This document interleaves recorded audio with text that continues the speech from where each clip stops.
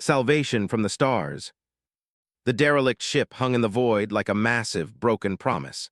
Its obsidian hull, once sleek and menacing, was now pockmarked with impact craters and scored by plasma burns. Half its port side had been sheared away, revealing a labyrinth of darkened corridors and dead machinery within. Captain Alara Voss stood on the observation deck of the salvage vessel Horizon, arms crossed, as she studied the hulking wreck through the reinforced viewport. Her weathered face, framed by a shock of silver hair pulled into a tight braid, remained impassive despite the excitement rippling through her crew. "Voidborne construction," she murmured, more to herself than to Lieutenant Tomas Reeves, who stood at attention beside her. "Looks like a Scythe-class warship, maybe even a Terminus model." Reeves whistled low. The Voidborne wouldn't just abandon a Terminus. Those things are the backbone of their fleet. Ilara's lips quirked into a half-smile. "Apparently they would. Scan it again. I want to know what we're dealing with." "Already done, Captain," came a voice from behind them.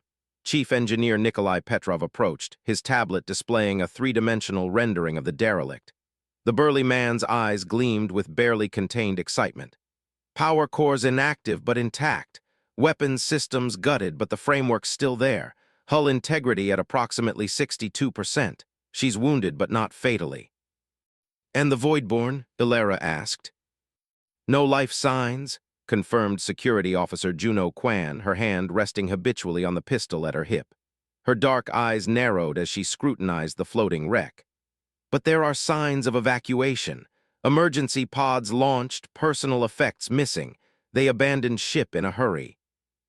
Ilara nodded slowly, mind racing through calculations and possibilities. The Voidborne, a technologically advanced species that had dominated this sector for centuries, known for wasting resources. If they'd abandoned a Terminus-class warship, they'd had good reason. "What do you think, Captain?" asked Reeves, his young face unable to hide his eagerness. "Salvage the valuable components and move on." Ilara turned to face her crew, her pale blue eyes gleaming with something dangerous. "No, we're taking the whole thing." A stunned silence fell across the observation deck. It was Juno who finally spoke, her voice carefully measured. "Captain, with all due respect, that's a Voidborne warship. Even damaged, it's beyond our technological understanding. And when they discover it missing—" "They won't come looking for what they've already discarded," Ilara interrupted. "The Voidborne don't revisit their failures. It's against their code." Nikolai stepped forward, stroking his salt-and-pepper beard thoughtfully. "You're talking about restoration, not just salvage. That would take months, maybe years." "Then we better get started." Ilara's tone left no room for further discussion. "Nikolai, assemble your engineering team. Juno, I want a full security sweep before anyone boards. Reeves, contact Central Command and tell them we've found salvageable components from an unidentified vessel. No mention of the Voidborne." As the crew dispersed to carry out their orders, Ilara remained at the viewport, studying the abandoned warship. In her 27 years as a salvage captain, she'd recovered everything from ancient colony ships to luxury yachts, but never had she attempted something of this magnitude. The Voidborne had deemed this ship a failure. Humanity would make it their triumph. "Careful with that conduit," Nikolai bellowed, his voice echoing through the cavernous engine room of the Voidborne vessel. "Those fluid lines might look dead, but one spark and we'll be breathing vacuum." 3 months had passed since the Horizon had taken the derelict warship in tow, retreating to a remote asteroid belt in unclaimed space. Here, hidden from both human authorities and Voidborne patrols, Ilara's crew worked tirelessly to resurrect the alien vessel. Nikolai wiped sweat from his brow as he descended from a maintenance scaffold, joining Ilara beside what they'd identified as the ship's central power core, a massive crystalline structure that pulsed with faint, purple light despite being supposedly dormant. "She's fighting us," he said, patting the metallic housing of the core affectionately. "The integration of our systems with theirs is like trying to teach quantum physics to a toddler. One speaks in colors and emotions, the other in ones and zeros." Ilara raised an eyebrow. "You've been at this for 12 weeks, Nikolai. Tell me you've made progress." The engineer grinned, leading her to a makeshift control panel where dozens of human interfaces had been jury-rigged to voidborne technology. We've cracked their propulsion systems. Their approach is elegant. They don't push against space like our engines do. They manipulate its fabric, creating a ripple effect. More efficient, less fuel consumption. And the weapons? Nikolai's expression sobered. That's where we've hit a wall. The weapons systems were deliberately sabotaged before abandonment. They didn't want anyone using this ship against them. Smart, Ilara conceded. But not smart enough, came a new voice. Dr. Valeria Ochoa, the crew's xenotechnologist, approached with a holographic schematic hovering above her palm. The diminutive woman's eyes sparkled behind thick-rimmed glasses. They removed the weapons but left the targeting systems intact. I've been analyzing their combat algorithms. They're predictable, almost ritualistic. The Voidborn fight by a strict code. And we don't, Ilara finished, understanding dawning on her face. Exactly, Valeria nodded enthusiastically. We can retrofit human weaponry, plasma cannons, rail guns, even some experimental tech I've been developing. The ship won't have the same firepower it was built with, but it'll have something the Voidborn won't expect, Nikolai interjected.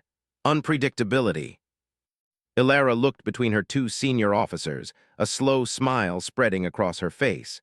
How soon can we make her fly? Nikolai exchanged glances with Valeria. Give us another month for basic maneuvering, 3 for combat readiness. You have 2, Ilara said firmly. The Horizon's supplies won't last forever, and our absence from regular salvage routes is already raising questions. As if on cue, Lieutenant Reeves appeared at the entrance to the engine room, his expression grim. Captain, we've got an incoming transmission from Central Command. They're demanding a status report and threatening to revoke our salvage license if we don't return to regular patrol zones. Ilara's jaw tightened. Time was running out. Soon they would have to choose between abandoning their prize or becoming outlaws. Acknowledge the transmission, she ordered. Tell them we've encountered technical difficulties but will be resuming operations shortly. She turned back to Nikolai and Valeria. 2 months, not a day more. 6 weeks later, the ship that had once been a Voidborn Terminus-class warship hummed with new life. Human technology had been grafted onto alien architecture, creating something unique, a hybrid vessel that embodied the best of both species' engineering. The bridge, once designed for the tall, mantis-like Voidborn, had been reconfigured for human operation. Holographic displays replaced chitinous control surfaces. The life support systems now generated an atmosphere suitable for human lungs rather than the methane-heavy mixture the Voidborn preferred. Ilara sat in the captain's chair, a human design bolted to the alien floor as her crew took their positions around her. Through the main viewport, the salvage ship Horizon drifted silently, now appearing small and antiquated compared to their new vessel. All systems reporting ready, Captain, announced Reeves from the navigation console. The young lieutenant had proven himself invaluable during the restoration, his intuitive understanding of Voidborn spatial mathematics cutting weeks off their timeline. Engineering standing by, Nikolai's voice came through the comm system. The core is stable, but I'd recommend keeping below 60% output for this first run. We're still not sure how our modifications will hold under stress. Ilara nodded, then addressed the bridge crew. This is it. The moment we activate these engines, we cross a line. We'll be operating a vessel of unknown origin with technology we barely understand. Anyone who wants to return to the Horizon can do so now, no questions asked. No one moved. Juno Quan, now serving as tactical officer, spoke up from her station. We're with you, Captain, all of us. Very well, Ilara took a deep breath. This ship was abandoned, left for dead, but today it rises again. She paused, thoughtful. We need a name. Phoenix, suggested Reeves. Ilara shook her head. Too obvious. Lazarus, Valeria said quietly from her science station. From Earth mythology, the man who rose from the dead. A murmur of approval went through the bridge. Ilara nodded, satisfied. Lazarus it is, Helm Initiate startup sequence.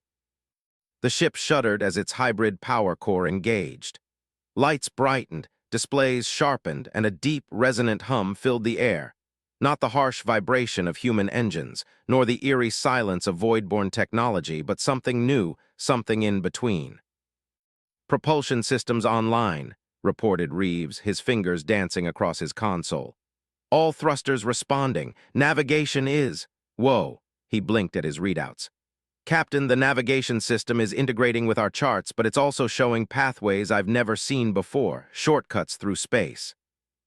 The Voidborn use spatial folding techniques we've only theorized about," Valeria explained, studying her own displays with fascination. "The ship is showing us their established routes." "File those away for later," Ilara ordered. "For now, let's keep it simple. Thrusters only 1/4 power take us away from the asteroid field." The Lazarus moved with unexpected grace for its size, its motion fluid and precise. As they cleared the asteroid belt, Ilara ordered a gradual increase in speed, testing the ship's responsiveness. The hybrid vessel performed flawlessly, its human components working in surprising harmony with the alien technology. "Captain," Juno called suddenly, tension in her voice. "Long-range scanners detecting approaching vessels, 3 signatures, void-borne configuration." The bridge fell silent. They'd known this moment might come, but not so soon, not during their maiden voyage. "Scout ships," Juno continued, studying her tactical display. "Light armament but fast, they've altered course to intercept." Ilara's mind raced. The Lazarus wasn't ready for combat. Its weapons systems were untested, its shields a theoretical integration of human and void-borne technology. Running was the prudent choice, but it would also reveal their position to the wider void-borne fleet. "Battle stations," she commanded, her voice steady. "Nikolai, we need full power to engines and shields. Juno, bring weapons online. Let's see what this ship can really do." As alarm klaxons sounded throughout the vessel, Ilara gripped the arms of her captain's chair, a strange calm settling over her. The Voidborn had discarded this ship, deemed it unworthy. Now it would show them the error of their ways. "Voidborn scouts entering weapons range," reported Juno. "They're charging weapons." "Evasive maneuvers," Ilara ordered. "Reeves, use what you've learned about their navigation. Show me what this ship can do." The Lazarus responded instantly, executing a maneuver that should have been impossible for a vessel of its size. It rolled sideways, then dove sharply, evading the first barrage of void-borne energy weapons with almost contemptuous ease. "They're following," Juno announced, but there was a note of satisfaction in her voice, "but struggling to match our agility." "Of course they are," Nikolai's voice came through the comm, breathless with excitement. "They're flying by their rulebook. We're improvising." "Weapon status," Ilara demanded. "Rail guns charged and ready," Juno replied. "Plasma cannons at 80% capacity. The targeting system is adapting to our modifications." "Target the lead scout. Fire when ready." The Lazarus shuddered as its hybrid weapons discharged. Streams of accelerated metal from the rail guns, followed by bursts of superheated plasma, human weapons guided by alien targeting systems. The combination proved devastating. The first volley caught the lead Voidborn scout off guard, shattering its forward shields and penetrating its hull. "Direct hit," Juno exclaimed. "Enemy vessel disabled." But the remaining scouts had recovered from their surprise. They split formation, attacking from different vectors, their weapons scorching the Lazarus's shields. "Shields holding at 72%, reported Valeria, her fingers flying across her console. "But they're adapting their attack pattern." Ilara leaned forward. "Nikolai, can you give me more power to the engines?" "Already rerouting," came the engineer's strained voice. "But Captain, I've discovered something. The ship's core seems to be responding to our situation. It's learning." Before Ilara could question this, the Lazarus suddenly accelerated, its movements becoming even more fluid, more intuitive. The ship seemed to anticipate her commands, executing defensive maneuvers a split second before Reeves input them. "It's the adaptive algorithms in the Voidborn systems," Valeria realized, her eyes wide. They're integrating with our combat protocols in real time. Taking advantage of this unexpected synergy, Alara ordered a counterattack. The Lazarus spun on its axis, bringing all weapons to bear on the second scout ship. The combination of rail guns and plasma cannons tore through its defenses, reducing it to drifting debris in seconds. The third scout, witnessing the fate of its companions, veered away, accelerating to escape velocity. "They're retreating," Juno announced, and transmitting a distress signal. "Let them go," Alara decided. "Let them tell the Voidborn what they saw today." As the tension on the bridge gradually subsided, Alara looked around at her crew, exhausted but exhilarated.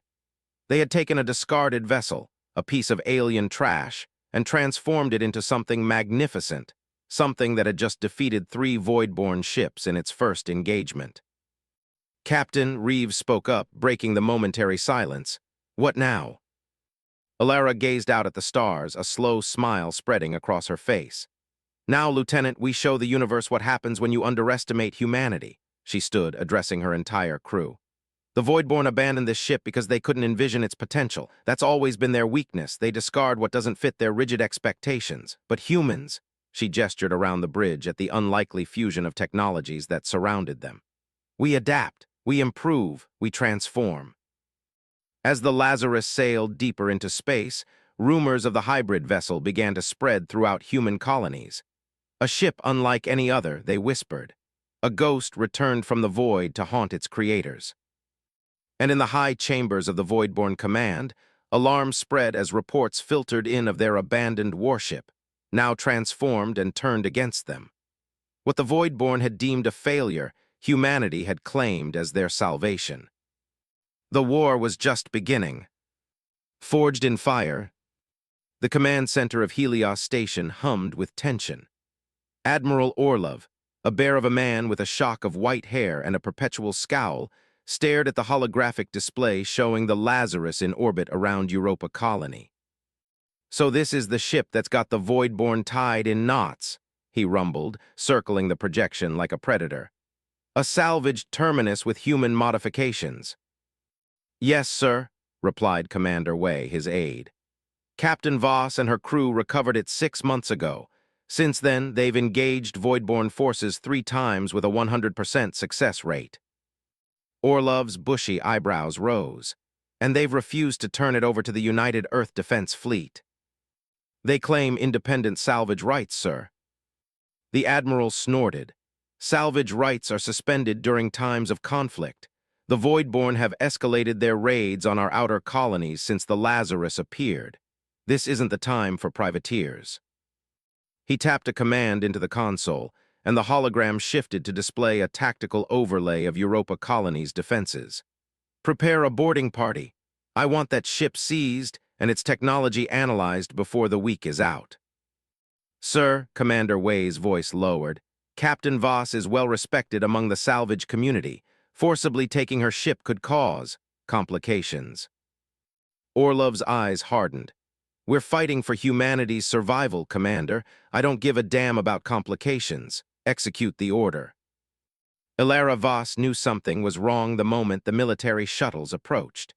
She stood on the Lazarus's bridge, watching the 6 sleek vessels deploy from the UEDF cruiser that had arrived in Europa's orbit an hour earlier.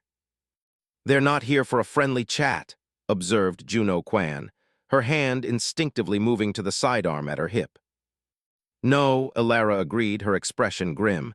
"They're here for our ship." She turned to Lieutenant Reeves at the navigation console. "What's our status?" "All systems green, Captain. Core at 85% efficiency after the last engagement." "Incoming transmission from the UEDF cruiser," announced Communications Officer Devi Sharma, her fingers dancing across her console. Alara nodded. "Put it through."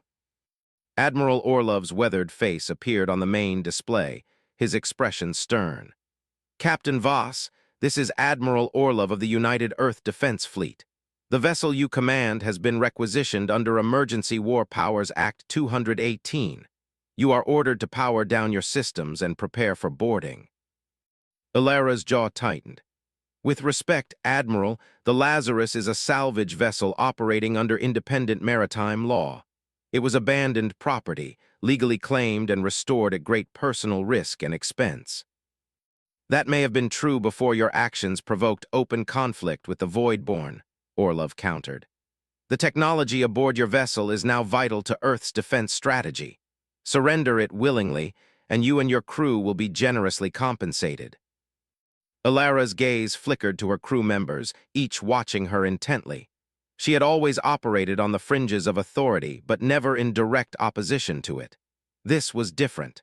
This was crossing a line from which there would be no return. "I understand your position, Admiral," she said finally. "Request permission to gather essential personal effects and prepare my crew for transfer." Orlov's expression relaxed slightly. "Granted, you have 1 hour. My teams will board at 1400 hours. As the transmission ended, Juno turned to Alara in disbelief. "Captain, you're not seriously considering." "Of course not," Alara cut her off, her voice low and fierce. "They'll strip the Lazarus down and turn it into a weapon, ignoring everything we've learned about working with this technology rather than controlling it." She turned to the bridge crew, her decision made. "Sound general quarters. Nikolai, I need maximum power to engines in 40 minutes. Reeves, plot us a course through the debris field on the far side of Europa. We'll use it for cover while we engage the fold drive." "The fold drive isn't fully tested," Reeves warned. "Then today's our test run," Alara replied grimly. "We're not surrendering this ship." The Lazarus erupted from Europa's shadow like a ghost, its hybrid engines flaring with unnatural brilliance as it accelerated toward the debris field. On the UEDF cruiser, alarms blared as tactical officers scrambled to respond. "Captain Voss, stand down immediately," Admiral Orlov's voice thundered across the comm channel. "This is your final warning." "I respectfully decline, Admiral," Alara responded, her voice steady despite the chaos unfolding around her. "The Lazarus wasn't built to serve as another weapon in humanity's arsenal. It represents something more, a new way forward, a partnership between technologies." On the bridge of the Lazarus, displays flickered with warning indicators as the ship pushed through the debris field at speeds that would have shattered a conventional vessel. Behind them, the UEDF cruiser launched pursuit craft, their weapons hot. "Military fighters closing fast," reported Juno. "They're targeting our engines." "Evasive pattern Delta," Alara ordered. "Reeves, status on the fold drive." "Charging at 82%. We need at least 95% for a safe jump." The ship rocked as a glancing blow struck their aft shields. Alara gripped her chair, calculations running through her mind. The UEDF wouldn't destroy the Lazarus. They wanted its technology intact, but they would disable it if given the chance. "Nikolai, I need more power to the shields." "I'm giving her all she's got, Captain," came the engineer's strained voice. "The core is already operating beyond recommended parameters." Another hit rocked the ship, more violent this time. Warning lights flashed across multiple stations. "Direct hit to the port nacelle," Valeria reported, her fingers flying across her console. "Shield integrity down to 47%. "Fold drive at 91%, Reeves announced. "We need 30 more seconds." Alara made a split-second decision. "Juno, target the largest debris clusters ahead of us. Fire rail guns, maximum spread." Understanding dawned on the tactical officer's face. She executed the command, and the Lazarus's forward weapons unleashed a barrage of hyper-accelerated projectiles. They struck the debris field, shattering larger asteroids into thousands of smaller fragments that exploded outward in a deadly cloud. The pursuing UEDF fighters veered off, their pilots unwilling to navigate the suddenly treacherous field. "Fold drive ready," Reeves called out. "Engage." The space around the Lazarus seemed to bend, light warping as the Voidborn-designed fold drive activated. For a moment, the ship existed in two places at once. Then it vanished, leaving nothing but scattered debris and frustrated UEDF officers behind. The Lazarus emerged from the fold jump in a remote star system designated only by numerical coordinates in old stellar maps. Here, far from established shipping lanes and military patrols, Alara and her crew regrouped and considered their options. "We're officially fugitives now," Nikolai observed, his normally jovial face solemn as the senior officers gathered in what had once been a void-born war room. "The UEDF won't take this lightly." "Neither will the Voidborn," added Valeria. "After our last 3 engagements, they've likely flagged the Lazarus as their highest priority target." Alara paced the room, hands clasped behind her back. "We need allies, people who understand what we're trying to accomplish." "Other salvagers," Reeves suggested. "There are dozens of crews who have been scraping by on the edges of Voidborn territory. If they knew what we've achieved with the Lazarus." "They'd want the same opportunity," Juno finished, nodding slowly. "A chance to turn Voidborn cast-offs into something powerful." "More than powerful," Alara corrected. "Something transformative. The Lazarus isn't just a weapon, it's proof that human ingenuity and Voidborn technology can be synthesized into something greater than the sum of its parts." She stopped packing, her decision made. "We start with people we trust. Captains who won't sell us out to the UEDF or run at the first sign of trouble. Davy, compile a list of potential contacts, prioritizing those with technical expertise." The communications officer nodded. "I know at least 3 salvage captains who have expressed interest in our project through back channels. They've been watching our progress." "Good, make contact, but carefully. We need ships, resources, and somewhere more defensible than open space to establish a base of operations." "I might have a solution for that last part," Nikolai offered.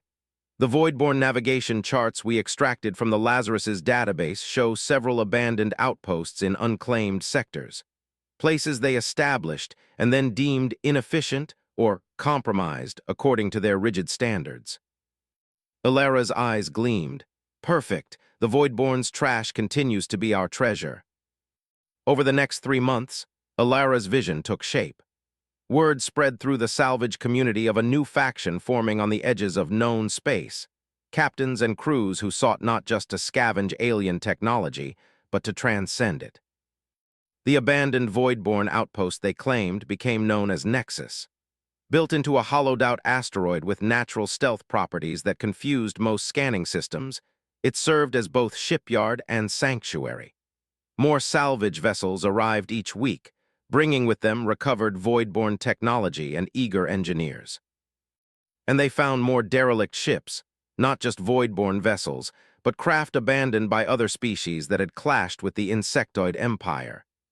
Each wreck yielded new insights, new possibilities, new ways to challenge conventional thinking about interstellar technology. Captain Marcus Chen of the salvage ship Tenacity presented Alara with a partially intact Voidborn communications array, recovered from a battlefield graveyard. "Their quantum entanglement system is decades beyond our best tech," he explained. "With modifications, we could establish a secure network between all our ships, completely untraceable." Captain Dasha Volkov of the heavy salvager Ursa Major contributed a cache of Voidborn defensive technology. "Their shield harmonics operate on principles we've never considered," she said, her weathered face animated with excitement. "Integration with human systems increases efficiency by 40%. Each contribution strengthened what the crews now called the synthesis fleet. By the 4th month, they had 12 operational vessels, each a unique hybrid of human ingenuity and alien technology, each commanded by a captain who shared Alara's vision of technological harmony rather than dominance. The Lazarus remained the flagship, but it was no longer alone. Then came the news that changed everything. "The Voidborn have launched a major offensive," Davy reported, her voice tight as she relayed the encrypted message to the assembled captains in Nexus's command center. "They've bypassed our outer colony defenses using some kind of new cloaking technology. New Damascus, Titan's Forge, and Olympus Station have all gone dark." A grim silence fell over the room. These weren't frontier outposts, but established colonies with millions of inhabitants. "The UEDF is mobilizing everything they have," Davy continued, but they're spread too thin. Intelligence suggests the Voidborn are targeting the Helios Gateway next. Captain Chen frowned. If they take the gateway, they control access to the inner colonies. Earth itself would be vulnerable. They must have been planning this for months, Captain Volkov observed. While we've been celebrating our small victories, they've been preparing for a decisive strike. All eyes turned to Alara, who stood studying the tactical display showing the Voidborn fleet movements. The weight of their situation pressed down on her shoulders. They had become rebels, outcasts, hunted by their own government even as humanity faced its greatest threat. "What do we do, Captain?" Reeves asked quietly. Alara looked up, her eyes moving from face to face, the people who had followed her into exile, who had believed in her vision. "We do what humans have always done. We adapt, we fight, and we protect our own." She straightened, decision made. The synthesis fleet will defend the Helios Gateway. Murmurs rippled through the gathering. Captain Chen stepped forward. "Ilara, that puts us directly against the main Voidborn armada. Even with our modifications, we're outnumbered 20-1. "And it means revealing ourselves to the UEDF, added Captain Volkov. "The same people who tried to seize the Lazarus." "I'm aware of the risks," Ilara replied, her voice steady. "But this isn't about us anymore. It's about survival for all humanity." She turned back to the tactical display. "Besides, numbers aren't everything. The Voidborn still fight according to their rigid doctrines. We'll use that against them." She began outlining her plan, and gradually reluctant expressions turned to cautious nods. It was audacious, perhaps even suicidal, but if it worked. "We depart in 6 hours," Alara concluded. "Prepare your ships and your crews. Whatever happens at Helios Gateway, the universe will remember that humanity didn't merely survive. We evolved." The Helios Gateway, a massive spatial anomaly that served as the primary transit point between Earth's outer and inner colonies, shimmered like a colossal soap bubble against the void. Around it, the remnants of the UEDF defense fleet formed a desperate perimeter, their formations already degraded from initial skirmishes with Voidborn scout forces. Admiral Orlov stood on the bridge of his flagship, the UES Invictus, watching as sensor reports confirmed his worst fears. The main Voidborn armada, 15 dreadnoughts and their escort vessels, had arrived at the system's edge. "Status of the civilian evacuation," he demanded. "Helios Station is at 72% evacuation, Admiral," reported his tactical officer. "We need at least another 4 hours to complete the process." Orlov's jaw tightened. "We don't have 4 hours." "Sir," the sensor operator's voice rose with alarm.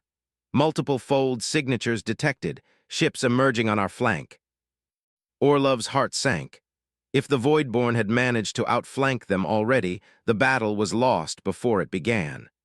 He turned toward the tactical display, prepared to order a fighting retreat to protect the evacuation vessels. What he saw instead left him momentarily speechless. 12 ships had appeared at the edge of the gateway, but they weren't Voidborn vessels. They were something else. Each bore signs of human construction, yet moved with the fluid grace of Voidborn ships. Their hulls gleamed with an odd iridescence, neither the utilitarian gray of human military vessels nor the chitinous black of Voidborn craft. "What in God's name?" Orlov whispered. The largest of the strange vessels accelerated toward the Invictus, and a familiar voice came through on the command frequency. "Admiral Orlov, this is Captain Alara Voss of the Synthesis Fleet. We're here to assist in the defense of Helios Gateway." Orlov's face darkened with recognition. "Captain Voss, you have some nerve showing up here after stealing military property." "With respect, Admiral, we can discuss jurisdiction after we save the 2 million civilians on Helios Station. The Voidborn Armada will be in weapons range in approximately 20 minutes. Orlov hesitated, weighing his options. The UEDF fleet was already undermanned, their ships outclassed by Voidborn technology.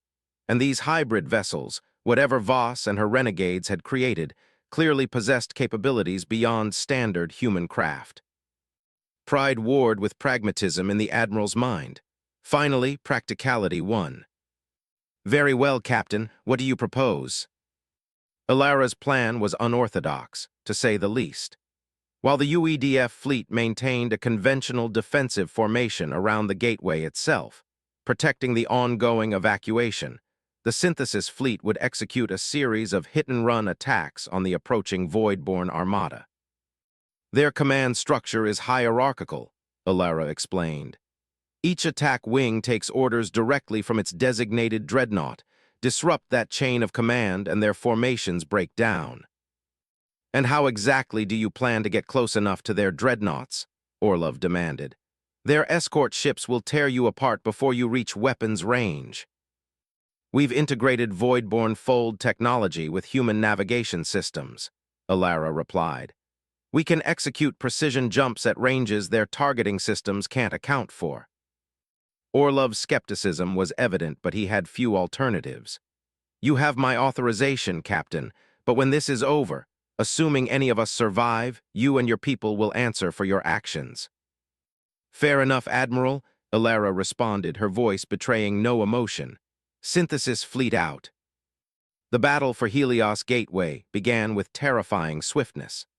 The Void-born armada emerged from formation jump with geometric precision, their vessels arranging themselves in the ritualistic attack patterns that had become their signature. Aboard the Lazarus, Ilara watched the enemy deployment with analytical calm. Just as we predicted, they never change their approach even when it fails. Void-born dreadnoughts establishing firing positions, reported Juno. Their escort rings are fully deployed. Ilara nodded. All ships execute Phase 1. Remember your targets, hit hard, and retreat immediately. No heroics. The 12 vessels of the Synthesis fleet suddenly vanished from their holding position, their fold drives engaging simultaneously. They reappeared seconds later, scattered throughout the Void-born formation in seemingly impossible positions, inside the escort rings, directly alongside dreadnoughts, in the blind spots of Void-born targeting systems. Before the Void-born could react to this unprecedented breach of their defensive layers, the hybrid ships opened fire, not with conventional weapons, but with specially modified disruptors designed to target the Void-born's quantum communication systems. The Lazarus materialized less than 2 kilometers from the lead dreadnought, its weapons already firing. The massive Void-born vessel shuddered as precisely calibrated energy pulses penetrated its shields, attacking not its hull, but the delicate communication arrays that linked it to its escort vessels. Direct hit on primary comm node, Juno reported. Their command network is destabilizing. Throughout the Void-born formation, similar scenes unfolded. Hybrid ships appeared and disappeared like ghosts, striking at communication arrays, sensor clusters, and navigation systems rather than attempting to destroy the enemy vessels outright. The effect was immediate and dramatic. Void-born escort ships, suddenly cut off from their command structure, broke formation. Some continued their advance according to last orders, others halted, awaiting new instructions that couldn't reach them. The elegant geometry of their attack pattern dissolved into chaos. Phase 1 complete, Ilara announced. All ships return to rally point and prepare for Phase 2. The Synthesis fleet disengaged, executing short-range fold jumps back to their designated regrouping area. All 12 had survived the initial attack, though several showed signs of damage from Void-born defensive fire.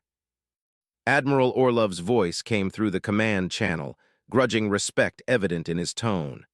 Impressive tactics, Captain Voss. You've bought us some time, but they're already reorganizing.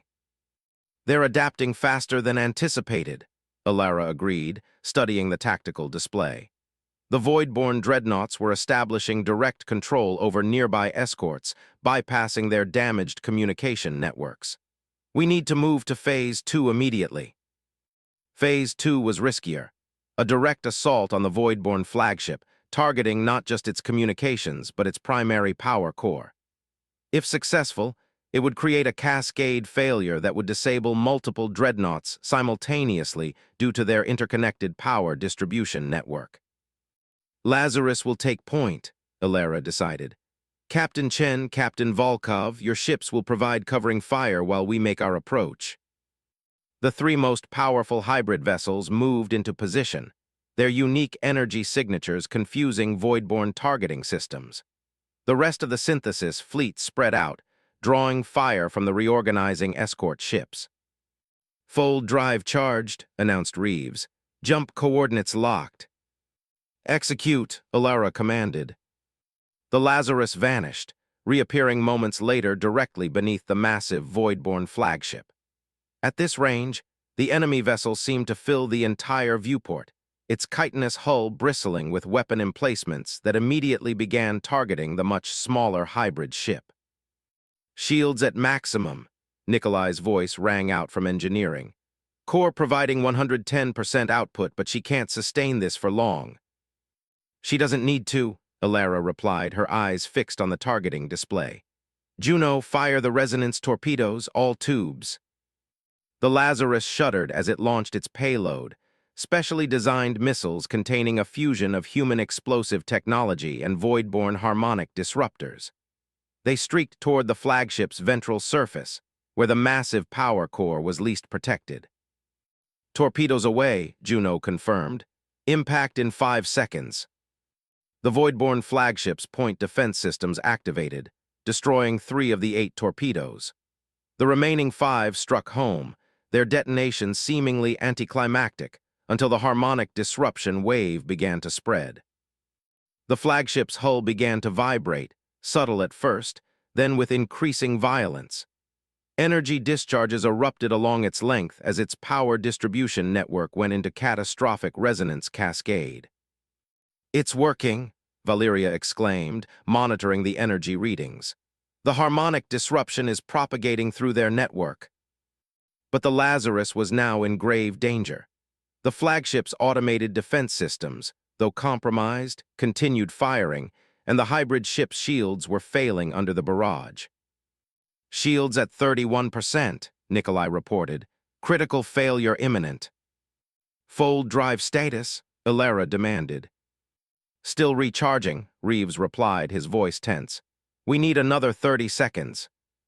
"We don't have 30 seconds," Juno warned as another volley of void-borne energy weapons struck the Lazarus, sending tremors through the deck. Suddenly, 2 more ships appeared alongside them, the Tenacity and the Ursa Major, commanded by Captains Chen and Volkov. They positioned themselves between the Lazarus and the dying flagship, their shields absorbing the punishing fire meant for Alara's vessel.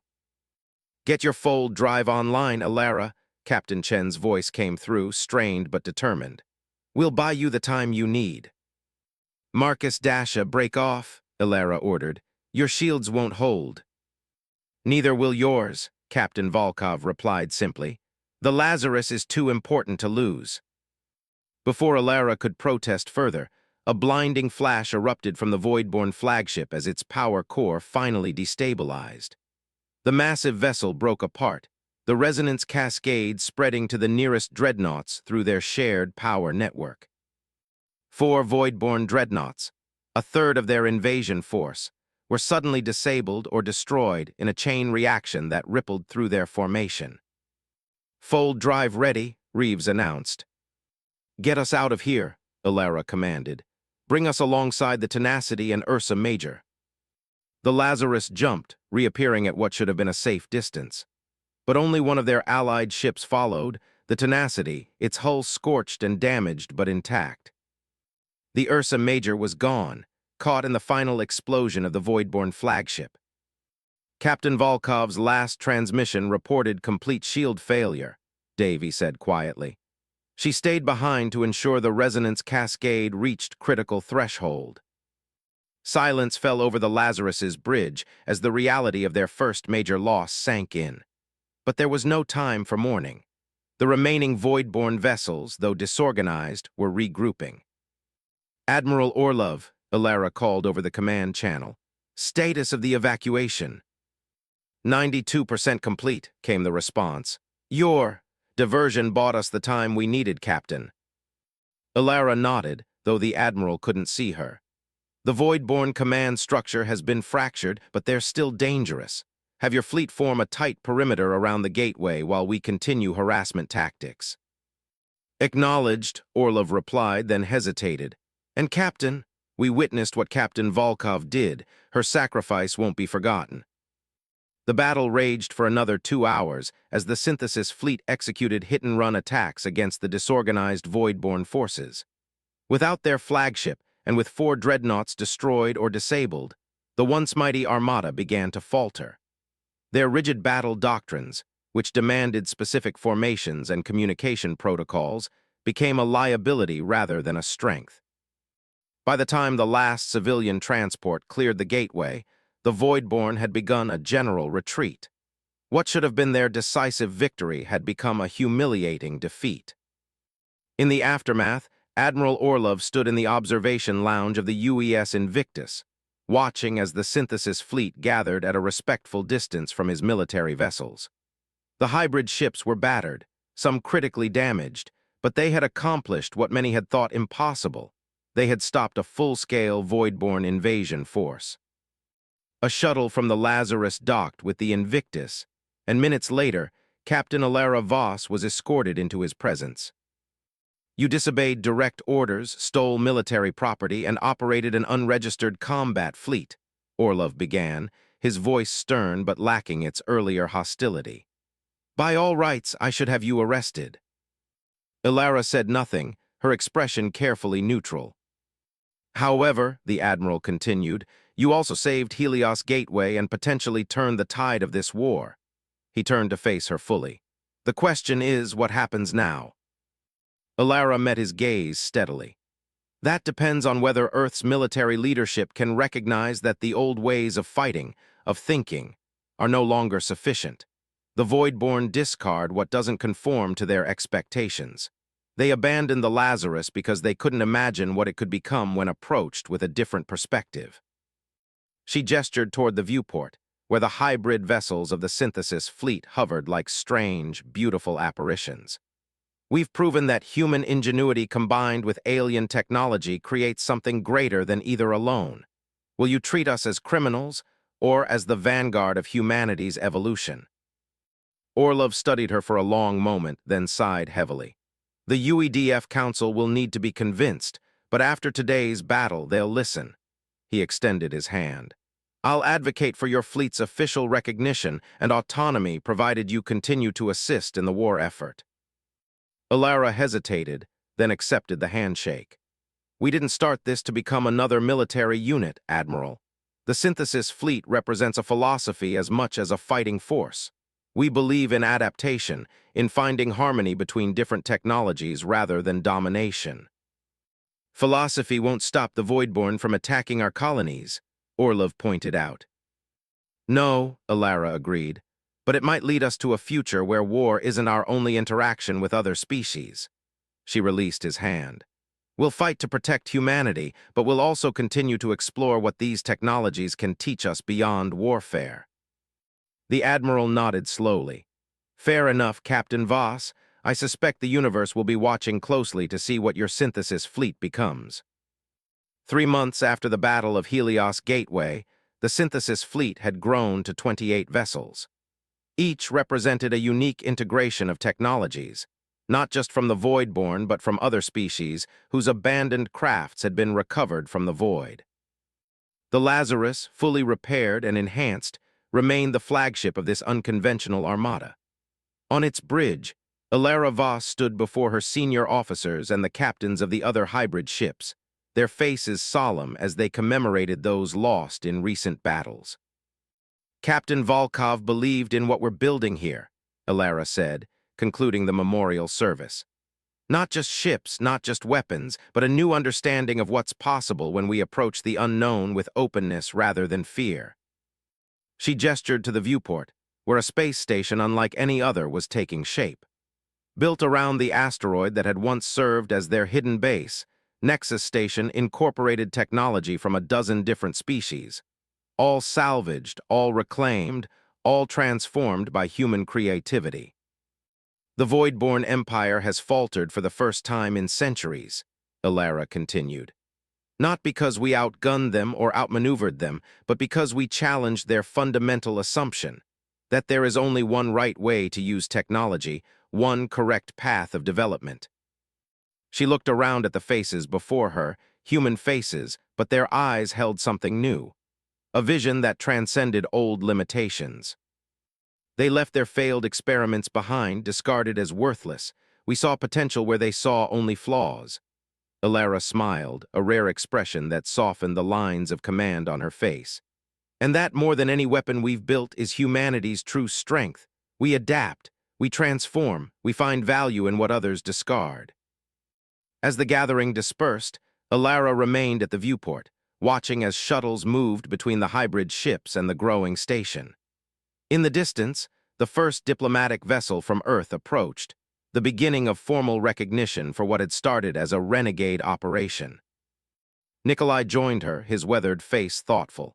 You know, when we first found the Lazarus, I thought we'd discovered a weapon that could save humanity. He gestured toward the hybrid fleet and the emerging station. I never imagined we'd create a new future instead. Alara nodded, her eyes on the stars beyond. The Voidborn were still out there, still a threat. But for the first time, humanity wasn't just surviving, it was evolving, becoming something that even the ancient empire had not anticipated. They left it for dead, she murmured, thinking of the abandoned warship that had started it all. Their greatest mistake. And humanity's greatest opportunity.